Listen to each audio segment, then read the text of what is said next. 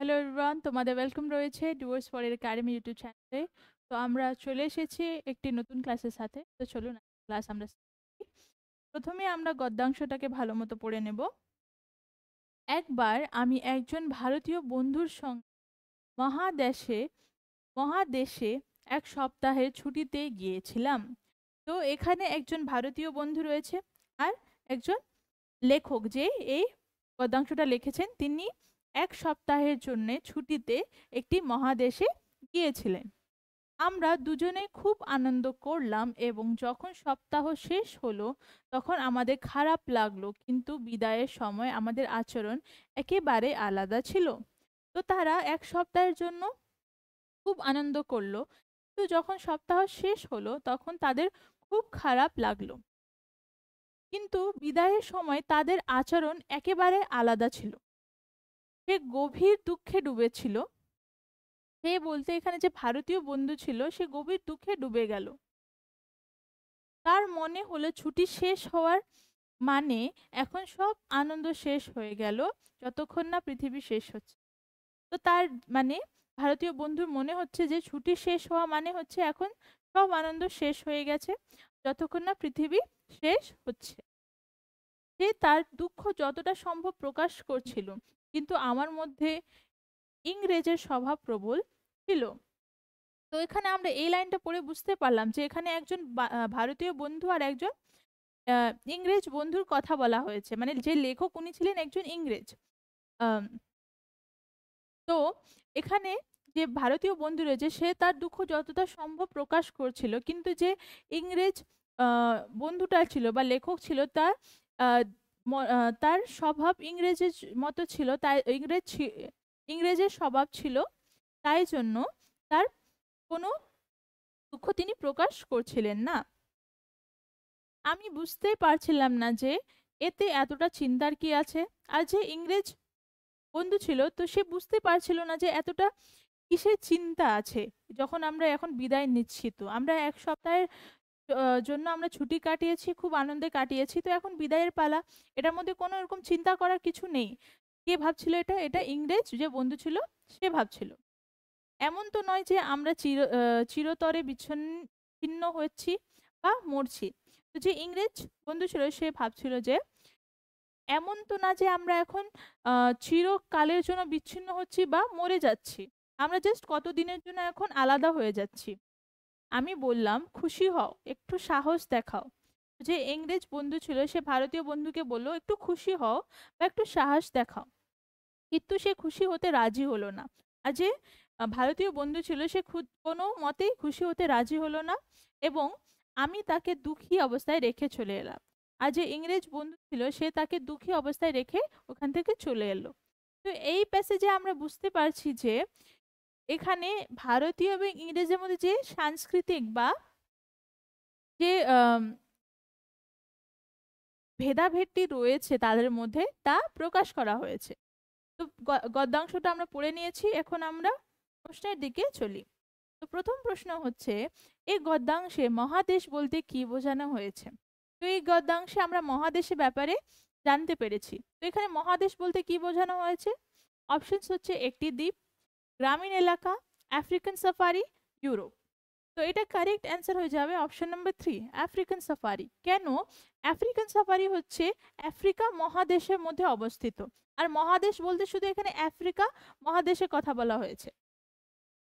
Next, লেখক খুশি হও বলার মাধ্যমে কি বোঝাতে চায়? তো এখানে লেখক খুশি হও বলার যে বলেছেন তার মাধ্যমে কি বোঝাতে চেয়েছিলেন? অপশনস হচ্ছে নিজেকে বেঁধে ফেলো, দাঁড়িয়ে পড়ো, খুশি হও বা সাহস রাখো, বা চুপ হয়ে যাও। তো এটা কারেক্ট অ্যান্সার হয়ে যাবে অপশন নাম্বার 3, মানে খুশি হও বা সাহস রাখো। কেন কি যে ভারতীয় বন্ধু ছিল সে বিদায়ের পালায় অনেক দুঃখী ছিল। সে মানে এই বিদায়ের যে সময়টাকে ওটা মেনে নিতে পারছিল না, তাই জন্য যে ইংরেজ বন্ধু ছিল তা সে ভারতীয় বন্ধুকে বলছিল যে খুশি হও বা সাহস রাখো। তো option number 3 is the correct answer. Next next question, ভারতীয় বন্ধু ডুবে ছিল কেন?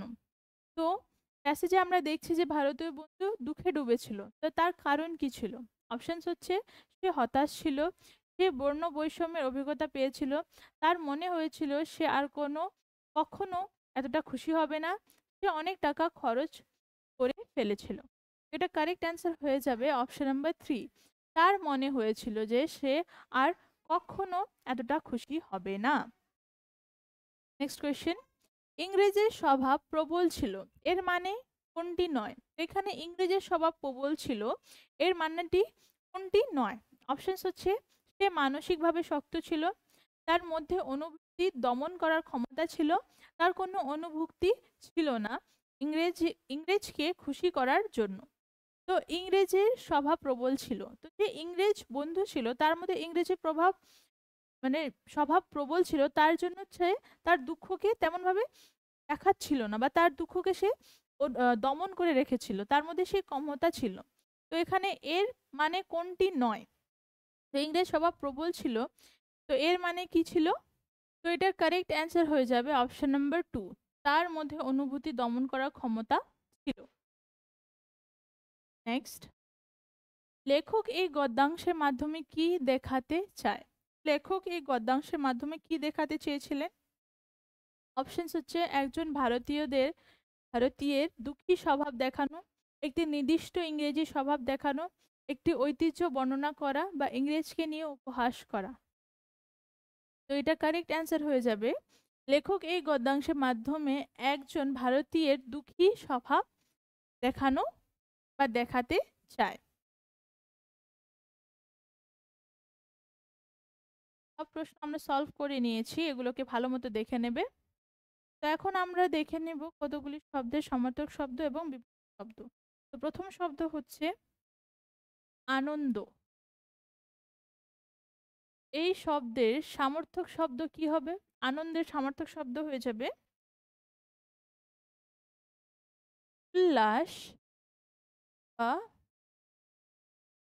প্রফুল্লতা। এটা হচ্ছে আনন্দের সমার্থক শব্দ। আর এর বিপরীতার্থক শব্দ বা বিলোম শব্দ হয়ে যাবে দুঃখ বা কষ্ট। তো এটা হচ্ছে আনন্দের বিলোম শব্দ। নেক্সট শব্দ হচ্ছে বিদায়।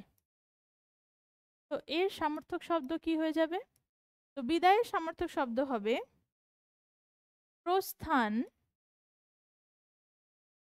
বা গমন। এটা হচ্ছে বিদায়ের সমার্থক শব্দ। নেক্সট হচ্ছে বিপরীতার্থক শব্দ বা বিলোম শব্দ। তো এটা হয়ে যাবে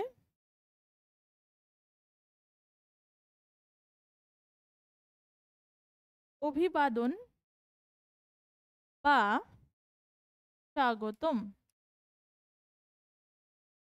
এটা হচ্ছে বিদায়ের বিপরীত শব্দ। নেক্সট শব্দ হচ্ছে চিন্তা, আর এর সমার্থক শব্দ হবে ভাবনা বা ভাব। আর এর বিপরীতার্থক শব্দ হবে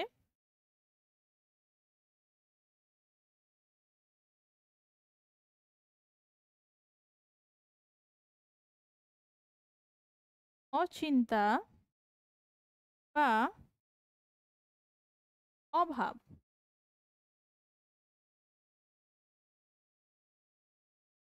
নেক্সট হচ্ছে কি, আর এর সমার্থক শব্দ কি হবে? কি শব্দের সমার্থক শব্দ? এটা হয়ে যাবে কষ্ট বা শোক। আর এর বিপরীত শব্দ হয়ে যাবে সুখ। সুখী বা খুশি। এটা হচ্ছে কি শব্দের বিপরীত শব্দ। তো এগুলোকে তোমরা ভালো মতো পড়ে নেবে, কপিতে লিখে নেবে, এগুলো তোমাদের এক্সামে জিজ্ঞাসা করা যেতে পারে। তো আজকের ক্লাসের জন্য এতটুকুই। আশা করছি তোমাদের আজকের ক্লাস ভালো লেগে থেকেছে। যদি আমাদের ক্লাস ভালো লেগে থাকে তাহলে নিশ্চয়ই আমাদের ডুয়ার্স পড়ার একাডেমি অ্যাপকে, তো আমাদের ডুয়ার্স পড়ার একাডেমি ইউটিউব চ্যানেলকে লাইক শেয়ার সাবস্ক্রাইব করবে। আর যদি তোমরা আমাদের সাথে যুক্ত হতে চাও বা আমাদের অনলাইন কোর্স পারচেজ করতে চাও, তাহলে নিশ্চয়ই আমাদের দিয়ে দেওয়া নাম্বারে আমাদের কন্ট্যাক্ট করবে। আর আমাদের Dooars world academy app play স্টোরে অ্যাভেলেবল রয়েছে। যদি তোমরা আমাদের সাথে যুক্ত হও, তাহলে তোমরা এই অ্যাপে পেয়ে যাবে live classes, free PDFs, free mock test and recorded classes. আর যদি তোমরা জোয়ার নবোদয় এর এন্ট্রান্স এক্সাম পাস করতে চাও, তাহলে নিশ্চয়ই আমাদের কন্ট্যাক্ট করবে, আমাদের এই কোর্সটা সাথে যুক্ত হবে। আর তোমরা এই কোর্সের ব্যাপারে তোমাদের ফ্রেন্ডদের সাথে শেয়ার করতে পারবে ইনফরমেশন। আর দেখা হচ্ছে নেক্সট ক্লাসে। Thank you.